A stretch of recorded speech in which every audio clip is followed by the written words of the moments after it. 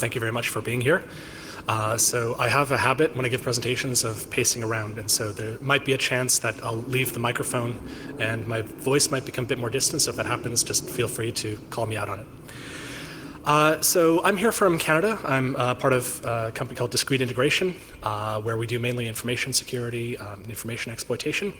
And what I'll be talking about this morning is steganographic disencryption, which is roughly equivalent in functionality to VeraCrypt's hidden partition function, which some of you may know about already. If not, that's no big deal. We'll make sure that we all get there before I get into the meat of the presentation. So some apologies in advance. I think I was overly ambitious with the material I'd hoped to cover this morning.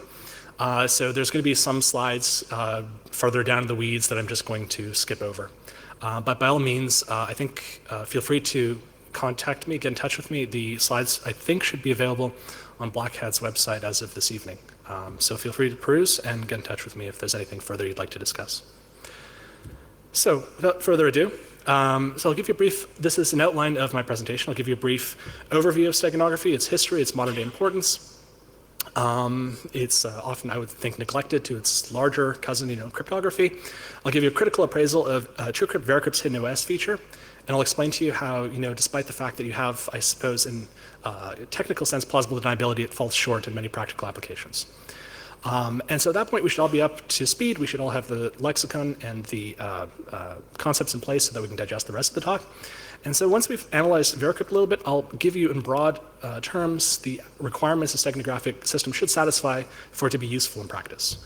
And so that in turn will translate into a number of technical requirements that we have to meet if you want to do something like VeraCrypt's hidden partition function in a more deniable fashion. And so what I'll show you when you do that, it basically partitions the problem into two orthogonal, two roughly independent parts. But I'll cover the system design 1 and system design 2, and I'll conclude with a brief overview of some forensic considerations if you want to use this kind of system in practice. So this system is actually, there's a proof of concept, so just bear that in mind. Like all the theory I'll explain to you has actually been tried out in practice. Okay, so what is steganography? So most of you probably know this already, also called steg, is literally covered writing. And so what it boils down to is taking an innocuous medium, which you call a cover. A cover is a technical term that I'll refer to again and again. And you embed some secret message in that cover. And the hope is that some adversary looks at this cover and they won't be able to detect the presence of that secret message in the cover. And so like cryptography, steganography dates back way before computers, basically since the beginning when civilization has records. And so like cryptography, basically steganography is now basically exclusively in the domain of digital techniques. And so I mean some basic examples of steg would be, for instance, it's hiding an entire paragraph in a microdot by shrinking it down and then recovering it again with a microscope, or some more exotic or colorful examples listed here. So simply for the purpose of contrasting this against cryptography, I'm going to give you a brief overview of the framework of analyzing crypto systems. I'm sure most of you know this already, so it's a standard Alice, Bob, Eve setup here. So everybody here, the important thing here is everybody knows what everybody is doing. The game is like open to everybody. What Alice is trying to do with Bob is communicate in a fashion where the communication itself is not covert, but the message is. And Eve is trying to break that message. And so that's the opposing goal. And basically it's a game. And whoever's better at the game wins this game. So Alice and Bob, they have some scheme they're up to. And they came across a textbook from the 1970s, I think, documenting how triple DES is the latest and best cipher that should be used for everything. And unfortunately, nobody counseled them against using triple DES, and so they landed in jail because where they made their scheme was a hostile jurisdiction. So the goals here are now different. This is steganography. So you have a warden here who on compassionate grounds will forward messages between Alice and Bob, and the warden here will not forward anything that relates to, for example, staging a prison break, which is their new goal. And so Alice and Bob want to coordinate their efforts, but in a manner that doesn't alert the warden to what's going on. And that's basically the heart of steganography, which is you have the cover, which is innocuous, and you want to embed something in the cover, not tipping off the person who is going to be looking at that cover. And that's basically it. And so you replace the Eve with the warden, and the breaking of the cipher is replaced with detecting something. Not necessarily deciphering the hidden message, but detecting the presence of a hidden message. So what are some topical applications of steganography? So, in the free worlds, like in Canada, United States, the UK, we have a lot of, we have human rights basically enshrined in our respective constitutions. So we have like freedom against unreasonable search and seizure, probable cause, due process, proof beyond a reasonable doubt, things like that. And so in that kind of environment, beyond cryptography, you don't really need very much. But for the rest of the world, which is a pretty hostile place, or can be a pretty hostile place, you have to be able to disavow possession of certain information. And so just having something encrypted is not good enough. There's an XKCD cartoon, some guys you may know. There's the first frame is two stick figures lamenting the fact that they're not able to break, this AES 256, it would take eons. And then the next frame, there's a guy with a wrench from Home Depot that cost $5 and said, we're just going to beat him and drug him until he gives us the passphrase. And so that's basically, so if you look at cryptography, it's come a really long way. The theory is really good at this point. The implementation, if you look at Signal and other applications like that, are really good. And so what's the weakest link? It's the human, right? Because humans don't like being tortured generally. So where does, specifically, where does this come up? Protection of journalists and their sources. So a lot of countries don't have protections of the press, protections of NGO staff. For example, if you're, let's say, trying to exfiltrate some documentary evidence of human rights abuses, you can encrypt it, but when you go through a checkpoint, you'll be asked to surrender your passphrase, and it won't do you much good. There's economic considerations. So I'm not going to mention any countries by name, but let's say you go to certain places in the world where they're just going to image your hard drive and hoover up whatever IP they can. These places are also places where they're cracking down VPNs. So good luck trying to, log into your company server to download the documents remotely through a VPN. Then there's undercover work. So if you're, for example, with an intelligence agency working abroad, you don't have diplomatic cover, or you're working domestically as a police force, where you want to infiltrate, for example, a gang, you might need to, possess certain information that you want to be able to disavow. And so that's where steganography comes in. So encryption is adequate, and there's no risk of forced password disclosure. For everything else, use steganography. So very briefly, the classic example of steg is putting something into an image, replacing the least significant bit of every pixel with your message. You shouldn't do that. That's really insecure, as most of you probably know already. There's more sophisticated ways of doing it. 802.11 wireless steg is something that's interesting. It's emerging right now. So basically, that's where you have certain wireless frames. They contain putatively something that is random, but in fact, they can be ciphertext. And so if you have another person listening in promiscuous mode to the air, they can decrypt that random bit in the frame. Then you have things like VeraCrypt, StegFS. So that's where basically secret information is secreted into unused disk space. And then you have things like spread spectrum. But the important point here is that all of these require special hardware, special software. And so that's going to be a problem. Very briefly, some forensic analysis techniques. So if you use a cover file from Google, for example, Google Images, it's really bad because you do side-by-side comparisons. It's really trivial to find that that's been modified. You can do a direct forensic analysis. So let's say your game is a little bit better and you take a picture with your SLR and then you embed something using, for example, these open source tools like OpenSteg or whatever. Be really careful when you do that because there's a lot of statistics in there, like, of the CCD detector, of like the lens and so forth. And unless you really understand the statistics, you're probably going to break them in a fashion that's going to be detectable by your adversary. And the third one here I dub roughly like, side channel attack, where basically look for evidence that steg was used, like in swap space or something like that, but it's not a direct attack. So this is what I submit to you are the essential ingredients of steg, where I think existing steg falls short. So you need forensic resistance, which I just described a minute ago. It's fairly straightforward. Don't put stuff in swap, for instance. And then you need plausible deniability. And if you just recall, the places in the world you use steg are not the places where plausible deniability has to reach a high threshold. For example, where you have, guilty beyond a reasonable doubt, or whatever the metric might be. Those are places where if the index of suspicion against you moves even a little bit, that's grounds in which they'll do awful things to you.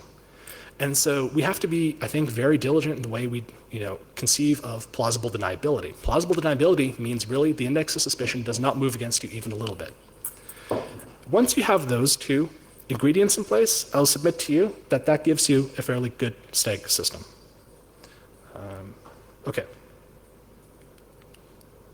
So just a brief background. So as I mentioned, the functionality that I hope to develop is roughly equivalent to VeraCrypt's hidden partition function. So VeraCrypt has its origins in TrueCrypt, which in turn has its origins in encryption for the masses. And this guy here to the left, sorry, I'm not very adept at using this apparently, is Paul LaRue. He's a very interesting guy from South Africa. He gifted programmer, but also a bit of a career criminal, crime overload. If you have like 4 hours to burn, there's, I think, a really interesting bio on him on Medium or like Long Reads or something. So just to get now very briefly talk about vanilla disencryption, because that's sort of the starting point for everything else. So here we have a system. On the right, you have just a standard hard drive. You have an encryption layer, and then you have a block device that's given to the OS. And so there's basically a sector-to-sector mapping between this block device here and this block device here, up to maybe a linear shift that accounts for some headers on the disk itself. And so basically when the operating system or the file system writes something, it goes through the encryption layer, gets encrypted that sector, and then gets written out to the right-hand side. And the process happens in reverse as well. That's the basis. So so that's when you get standard disk encryption. And so you look at the header here, for example, Luke's, or the TrueCrypt is going to have whatever headers. So everybody's going to be aware, and you can strip out the headers if you want, but generally you're going to be aware, your adversary is going to be aware that you're using encryption. So VeraCrypt offers this additional functionality. It's called the hidden partition functionality. And so what you do is you need 2 partitions. And the first partition is just ordinary vanilla disencryption. The second partition is sort of the same, except you have a lot of slack space here. As that's dead space between the file system, as given by this question mark here. And so typically before you install disencryption, the first thing you do is overwrite everything with random data.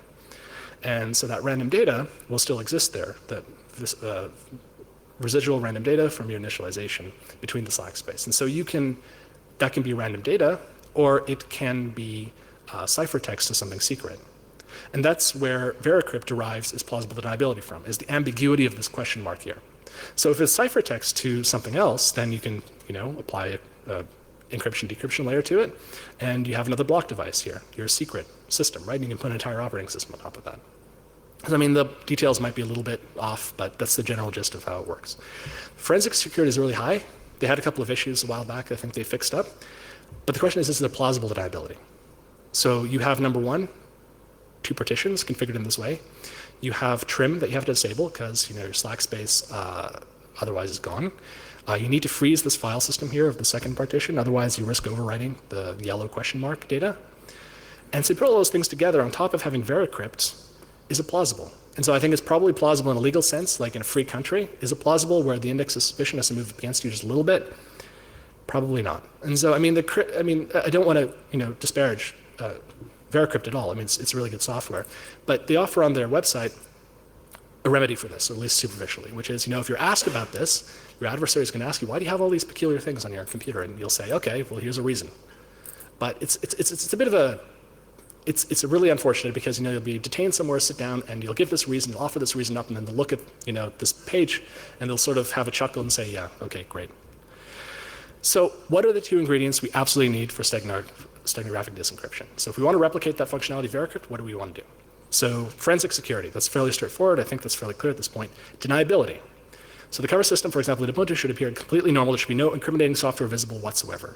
So it should appear bit for bit as if it were installed with default settings. The asterisk here is because encryption I don't think is default, but it might as well be. You'd be remiss if you didn't use disk crypto for everything nowadays, I think. Okay, so what is that translated into practice? So it's a fairly tall order. We want a system that looks completely normal from the outside. Well, we still have slack space we can play with. So disregarding the issue with trim, I'll get back to that at the end of the presentation, but let's say you have slack space. So the slack space, you can write something to it in an encrypted form. It takes on a random sort of appearance. And okay, great. So what's the problem with that? Well, you have a cover system now. So you're embedding stuff in between the files of your cover system. The slack space, the cover system, as you keep using it, it will overwrite the slack space, and you're going to have data loss. The silver lining here is that most of your data is going to remain intact. So if you have like a 2 terabyte drive and you use your cover system like in a normal fashion, you're going to have a lot of slack space that's never going to be overwritten, or at least not for a long time. So it basically begs a solution, which is error correction. So forward error correction, that is. So basically you start off with a bit of data on the left. In this case, I've instantiated the problem with something like a file. It can be a file system, it can be an OS or whatever. And you add some redundancy to it, and then you distribute it across the slack space. You let your cover system run, destroy data left, right, and center. And at a later point, you look at those original sectors where you embedded your data, and you extract, and you do error correction, and you recover your initial data. Okay, great. There's one more thing we have to do. We have to make absolutely certain that if we're doing this, we never overwrite anything touched by the cover system. Not now, not before. And the issue is not only not corrupting the cover system, but also making sure that the deleted files remain intact, because that's really important for the forensic picture data. If you can do those two things, then here's basically you're on a good path. And so here basically you have problem, solution, problem, solution. The solution at the end of the day, half of the solution to this problem, is a kernel module. The kernel module does all this error correction. It does all the making sure it doesn't overwrite any cover system stuff. It does everything automatically, and what it does is it presents to the user a really nice, easy to use block device. So you just write to that block device. That's basically it. And you can put a file system, you can put an OS on top of that. That's half the problem. Now you have this really incriminating kernel module. And so what do? You can download it, you can possess it with you. Those are really not ideal solutions in really hostile environments. What if you can get the kernel module to hide itself? And it sounds like voodoo, but actually I'll show it to you that it's quite possible, and hopefully by the end I'll have persuaded you that in fact it's quite possible indeed.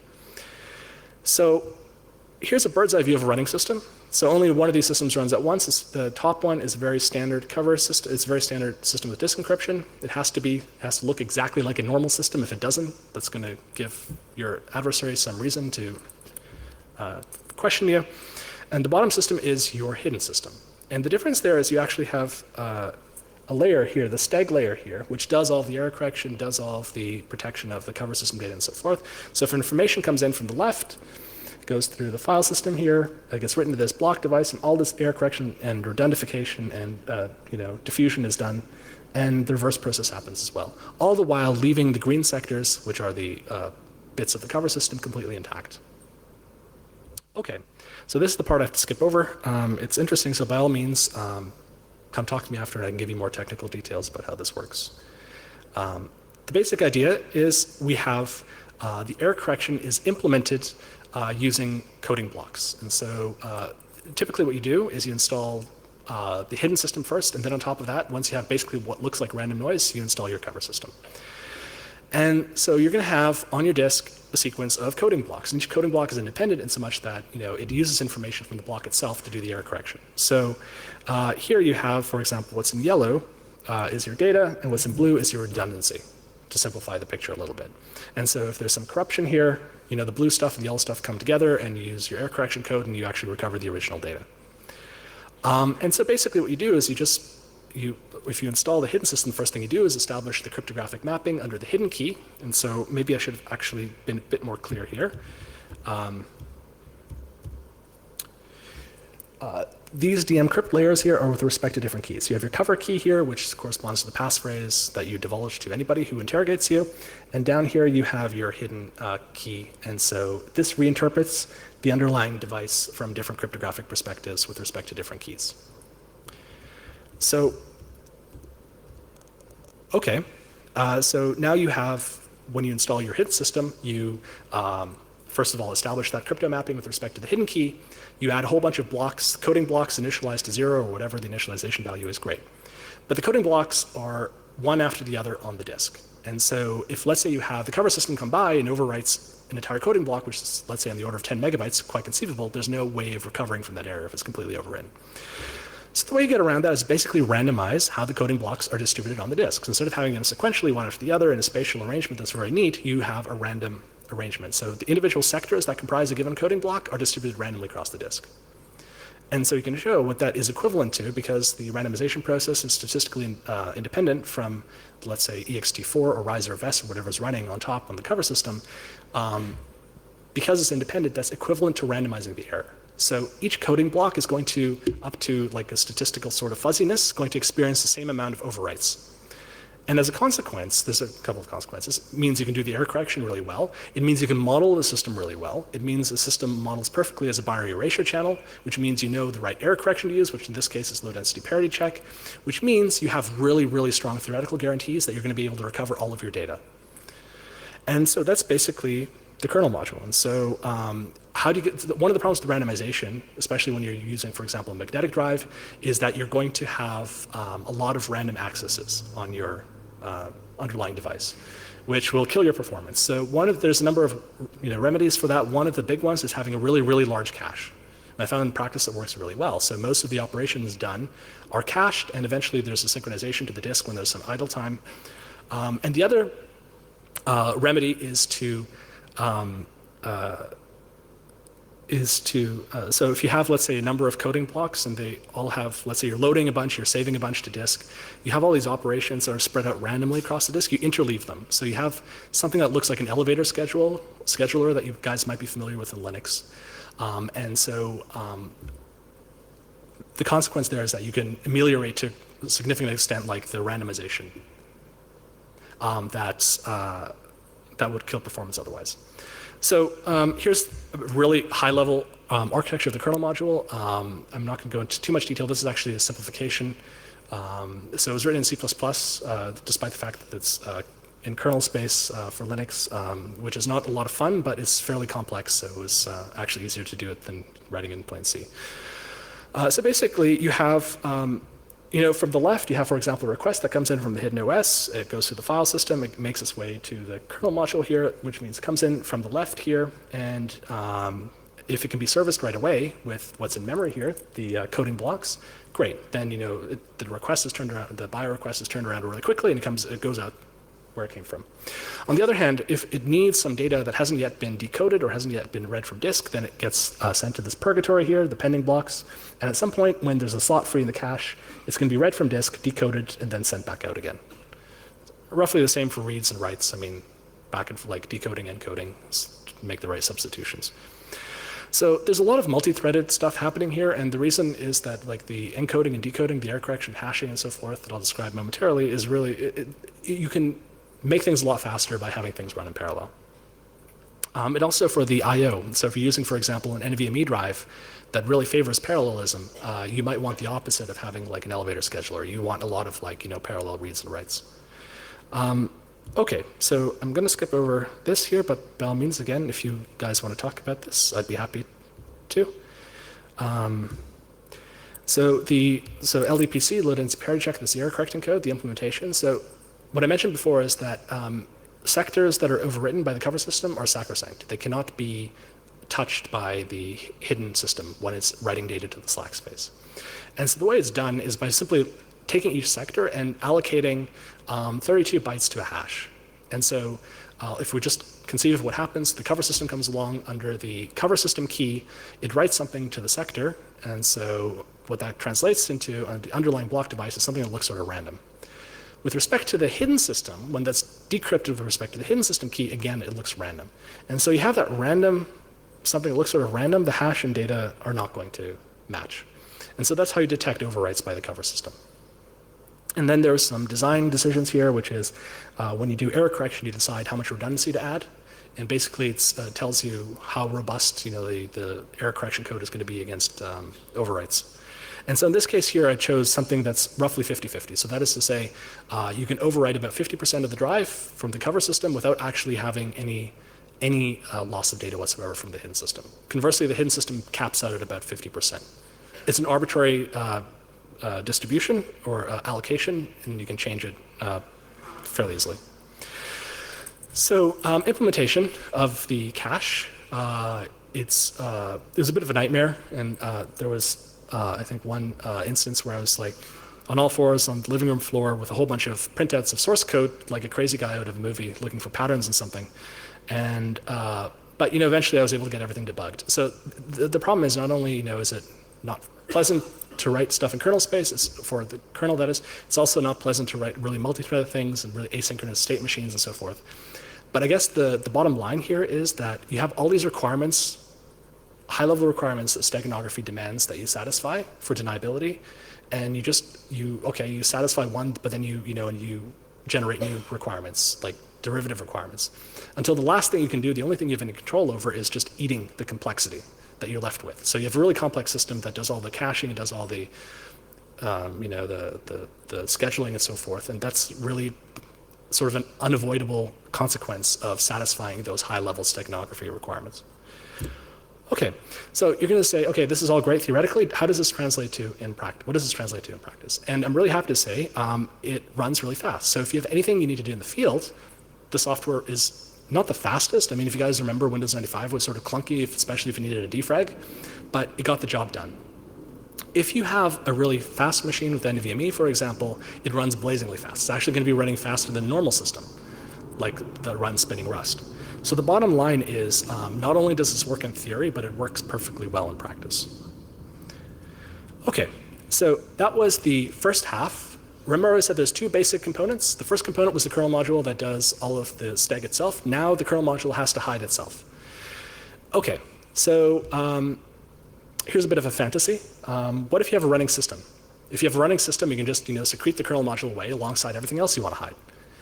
Now it's chicken and egg. You have a catch-22. How do you extract the kernel module if you need the kernel module in the first place? And so that doesn't work. So let's back up for a second. We don't have this nice, neat block device that we can just read and write stuff from. What if we work directly with the slack space? Now the problem with slack space is in constant jeopardy of being overwritten by the cover system. And so, pardon me, what can we do? Well, the kernel module, for a few reasons, because the coding, the coefficients for the code consume a lot of space.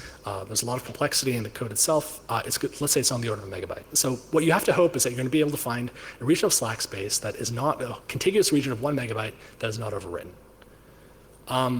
Okay, maybe you'll have luck doing that, maybe not. Maybe you can store a whole bunch of copies, right, repeatedly, and just keep running them, insmod, putting them into the kernel and keeping your fingers crossed. Now, you probably wouldn't do that. You'd probably use a checksum or something to be a bit more sophisticated, but it's not a very satisfying solution. What can you do? If you roll up your sleeves, do a bit of assembly language programming, and write something that's 1 kilobyte, you can actually do a lot. And so with 1 kilobyte, you can actually, if you have, let's say that's 2 sectors, just to back up a little bit, you're probably going to have a lot of single sector or 2 sector contiguous regions free, lots and lots. That's basic laws of probability. Okay, so you have 2 sectors now. You can do a lot with 2 sectors in assembly language. You can scan through the entire disk, recover a whole bunch of corrupted data, do error correction on that data, put it together into a new executable, and run that executable that's much larger. You have a much larger executable now. It can do the same thing. You repeat, rinse, repeat, until you have a huge executable, whatever you want, an entire running system, right? And so basically you just do this iteratively. And so the way the boot system works is like this, basically. So you have your cover system. Let's say you stock Ubuntu machine is going to be using grub. You tell grub break, so you break into early user space. From early user space, you copy over a couple of sectors into tempfs. You make the sectors executable. You run the sectors. Then you have your secondary bootstrap. You run those sectors. Those sectors extract a much larger executable from the underlying disk, puts it into tempfs, runs that executable. That executable extracts 3 things: a new kernel, a new initramfs, which contains the steganographic kernel module, and some kernel line parameters for the replacement system. It does a kexec, it loads those things and does a reboot, and then voila, you're in a new system entirely.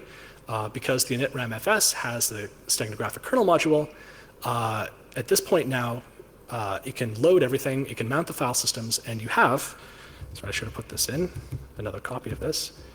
You have this system here. So the first part of the early user space, it sets up this crypto mapping, sets up the steg mapping, it mounts a file system, and then you have your hidden OS. And that's how this, that's how the system gets going. From a single entry point that's 1 kilobyte into this entire running system. That's basically the process. Okay, so I'll describe that in some detail now, how that process works.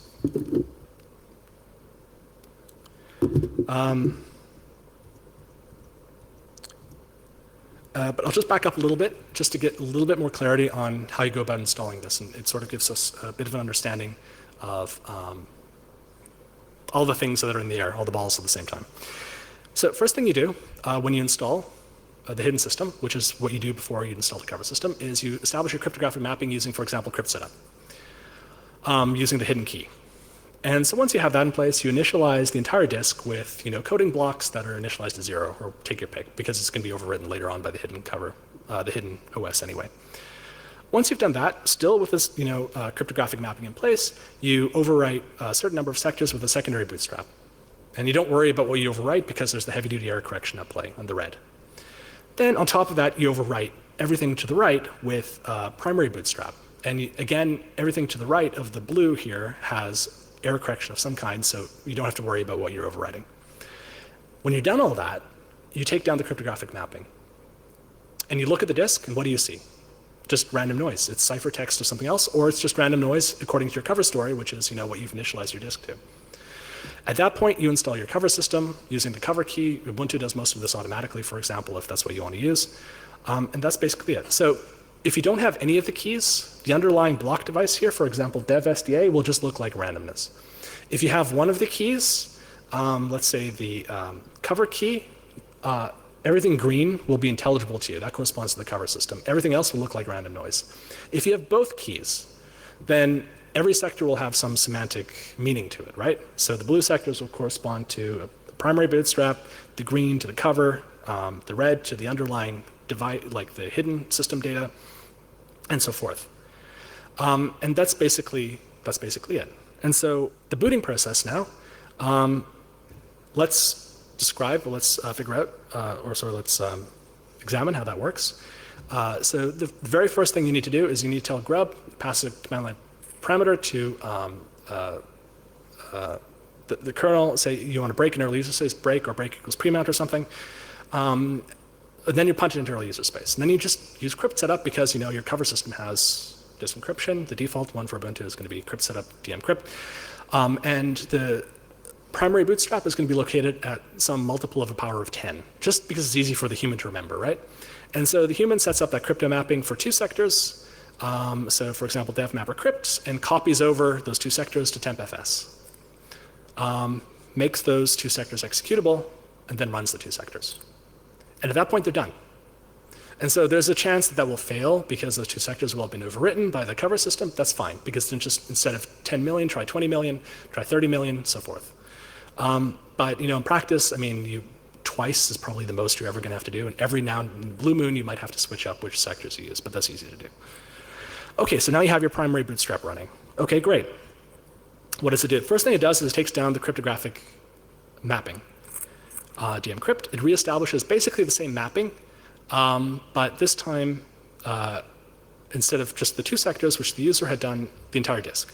And it does that so that it can scan the entire disk, looking for shards of a secondary executable. And so when you installed the secondary bootstrap, basically you take a large executable, you chop it up into a whole bunch of little shards, you add a magic number to each shard, and then you spray the shards across the slack space. And you repeat a few times so that each shard is replicated a number of times. You do it sort of pseudo-randomly so that there's no chance that the spatial distribution of the overwrite process corresponds with how you distributed your shards across the disk. So that you have higher guarantee that you have data integrity and you're going to be able to reconstruct an executable from the shards. So the primary bootstrap scans the disk, looks for all the shards, reassembles the shards, chucks out the magic number, and then you have your secondary bootstrap. And so then just does an execv system call, and it runs the secondary bootstrap. So what does the secondary bootstrap do? It's a much larger program. It contains fairly heavy-duty error correction. It actually emulates the kernel module in user space. But unlike the kernel module, which presents the OS only this block device here of a certain number of sectors, there's some additional reserved sectors here that are accessible from the user space utility, or the user space library, which this links to. In those sectors, you have the replacement kernel. You have various kernel parameters, the special video card, for example, and then you have your initramfs. And it contains the usual suspects, crypt setup, LVM, however you configured your system, and one more kernel module here, stag.ko. And so at that point, what it does is it has all the necessary ingredients. It does kexec load, or kexec, whatever, take your pick, some implementation details. And at that point, it reboots into the new system. And that's basically how it works. And so when the new system is booting, the first thing it does, as any system with disk encryption does, is it sets up your cryptographic mappings using crypt setup, for example. Then it does, if you remember, on top of the crypto mapping, there's a stag mapping. It does that by using an insmod, for example, stag.ko. And when you have an up and running system, what you'll end up with something is something that associates an SCF stab with, slash with dev stag, for example. And so just wrapping up, the primary bootstrap is really small, so it's not going to be overwritten, probably. The secondary bootstrap is much larger, but that's okay because it's recovered through error correction. So final points, the development has spanned a number of different environments. So, C, C++, assembly required a whole bunch of different programming approaches. Pardon me. There are about 30,000 lines in total. And we've done fairly extensive validation for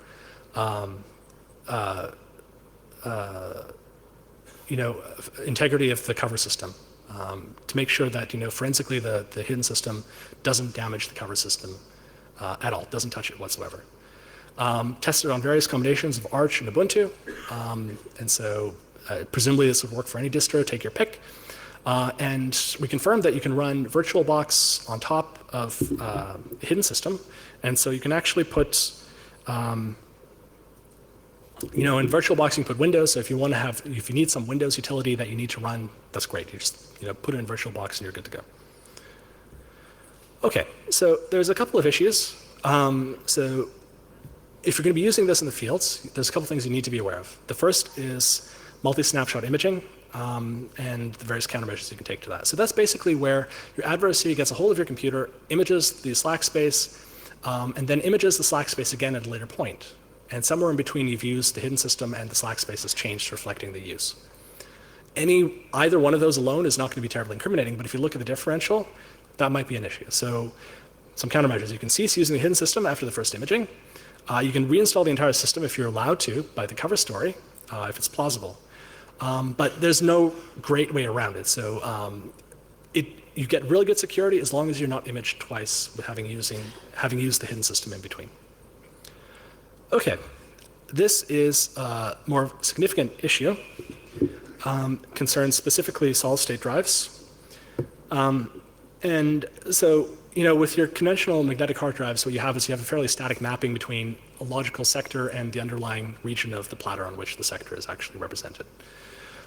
With Flash, the nature of the medium demands that you have a constantly evolving mapping.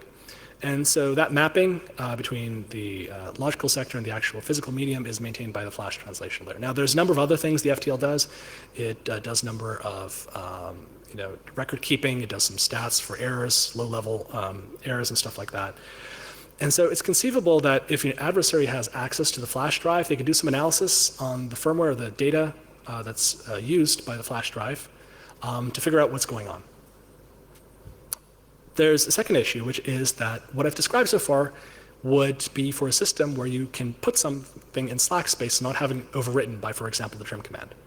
And so the issue is that when you have like a standard Ubuntu installation, for example, it's going to have a cron job that runs and run trim every week or so, right? And it's going to set up the cryptographic mapping where it passes through discard commands. And so this is a bit of an issue. And so what we were able to find is that by default, at least Ubuntu, and I checked just before I left for London, again, it doesn't turn swap on with the discard command. So you could conceivably store something in swap, and not only conceivably, actually we tried this out. And so if you need to use, let's say for your cover story or just because you like the performance gains, if you need to use an SSD, that's fine. Put it away in swap, use use a common Linux distribution, and you should be okay. The larger your main memory, typically, the larger the default swap size is going to be, which also means you're less likely to use swap in the first place. So it's actually a solution that works surprisingly well. That being said, from a forensic perspective, the best thing you can do is use a magnetic drive. Returning now to SSD firmware.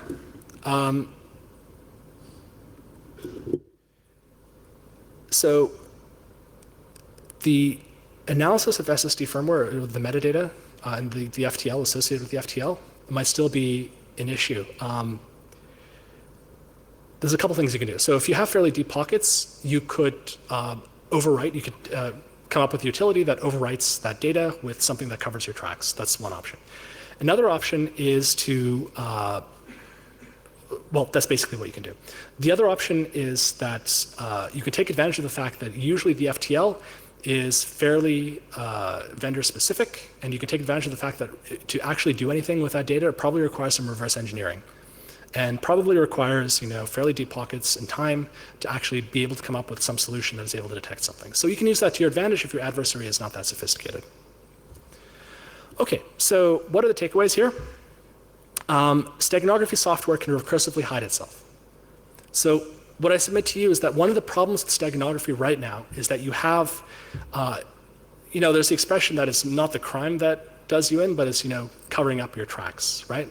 And so that applies to steganography as well. You have really good options now where you can secrete things away securely, but if in the field you need to access that data and you're in hostile environments, your options are fairly limited. And if you carry things around with you, or if you download things through insecure connections, you're going to give away what you're doing. So at this point here, we have a system that allows you to use steganography in the field with having a system that has absolutely no strange properties whatsoever, a default Linux system. So then there's a second thing here, which I dubbed a Russian doll steganography, which is, let's say you need to use an existing steg tool. For instance, you need to use an 802.11 wireless steg tool. And it's incriminating, and you don't want to just carry around that tool in your pocket on your computer. You can secrete it away now in this hidden system.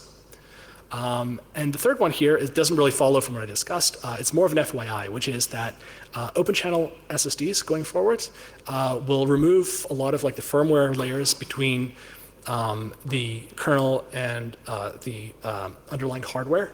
And so having more direct access to that underlying hardware is going to be really useful going forward. I think it's going to open up a lot of avenues for new forms of steganography. So the overall conclusion then. So insight into steganography use may go darker. And so what does that mean?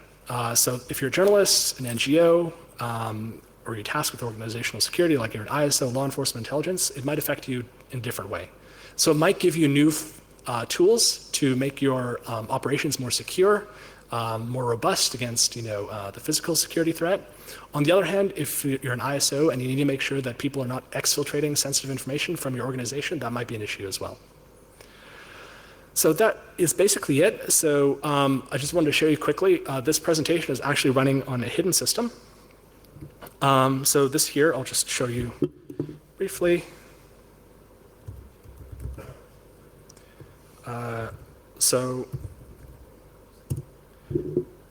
Thank you. Okay, what do we have? So there's obviously, the cover system has a GPT table. So you do an LSBLK, you see SDA, SDA1, and SDA2, SDA1 is for grub. Yes, grub. Okay, now you have a reinterpretation of SDA with respect to this cryptographic mapping here by crypt. And it doesn't really show you here, but stag here is derived from crypt. And stag here is just another block device. I partitioned it into a 16 gigabyte swap partition, and the balance here is 90 gigabytes because it's a fairly small SSD is my root directory for everything else. So what can you do? Let's see.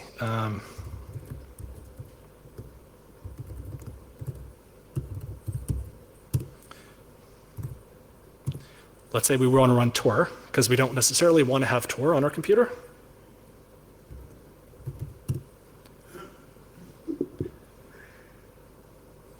So there you have Tor. I'm not going to bore you with my browsing habits. Okay, so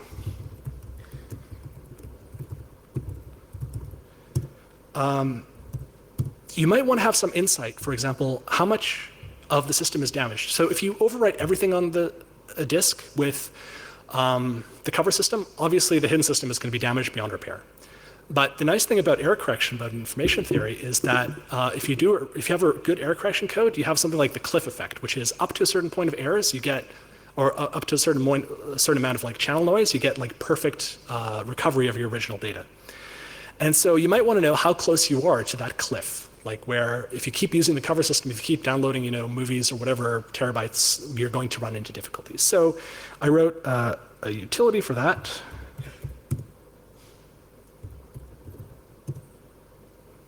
So this here is a system health utility. So what it shows you is this here says everything is okay. Don't worry about it, you can close the window now.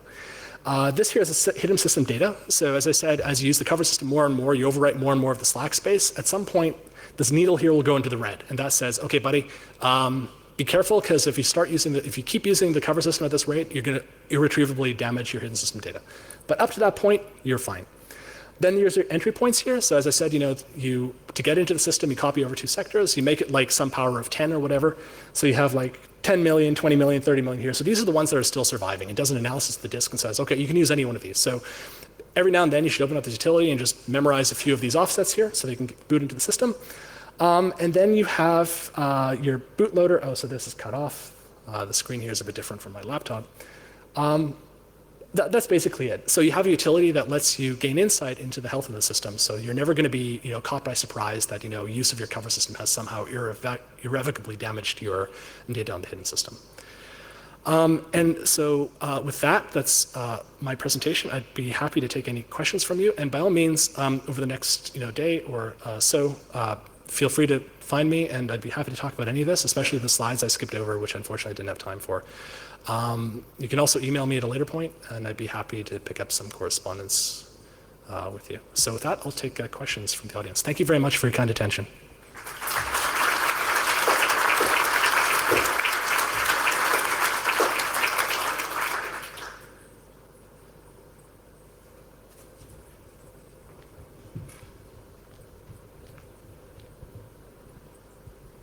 Hello, interesting presentation. My question is, Encrypt is integrated in standard Linux distributions. Do you think for your technologies this could work too? Oh, that's a very good question. So the question is, could you modify, for example, crypt setup so some of this early user space stuff is automated? If I understand correctly? Yes, okay. So the question is, what I described in one of the slides is how you get into the system in the first place, which is it's a little bit of a hack. It's not very, it has like 30 seconds of the boot process, but it's a bit of an inconvenience. And so the question is that breaking into early user space, copying over the sectors, running them, can that be put into crypt setup? And the answer is absolutely yes, if there's a will to do that. Arguably, that would be a very good direction for Linux to go, in that you'd put plausible deniability into everybody's machine. That's, of course, ideal. So if there is a buy-in for that, that would be absolutely fabulous. There's one in the back there.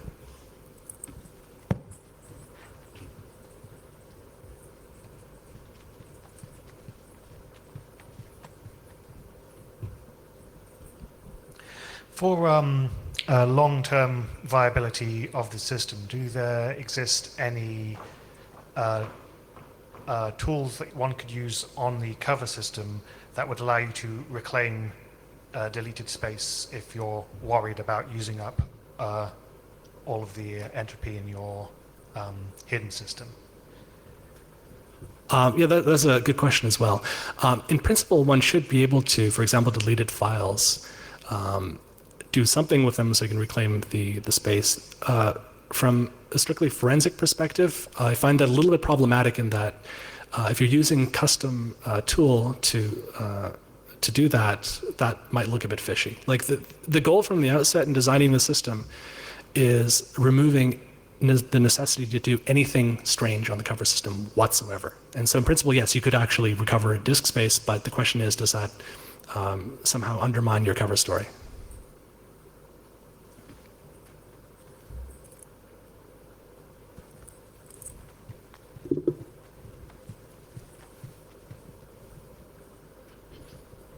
Hi, thank you for the presentation. How easy is to configure for non-techies, for journalists or for NGO people?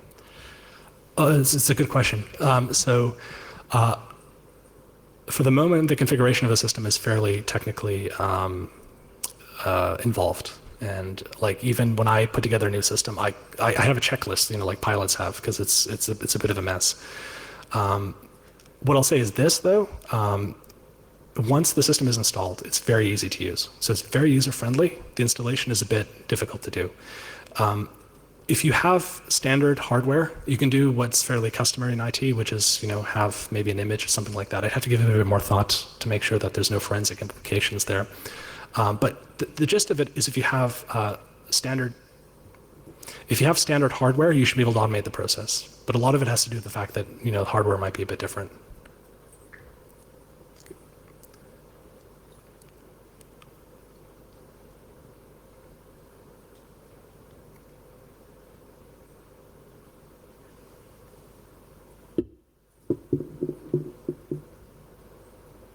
Well, I think that's about it.